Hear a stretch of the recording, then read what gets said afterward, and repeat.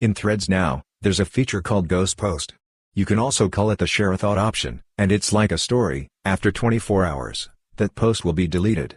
And here, if you want to post more than one ghost post, you can do that.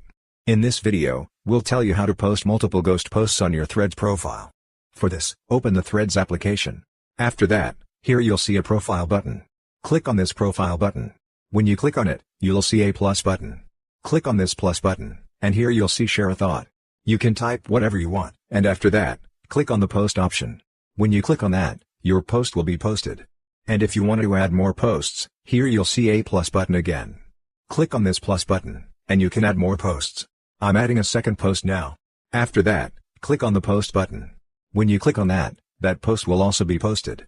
After that, if you click here, you'll see both posts. And you won't see these posts on your main profile. After 24 hours, they'll be deleted. So this way, you can easily post multiple ghost posts on Threads. Hope this video was helpful for you. If you found it helpful, consider subscribing. See you in the next video.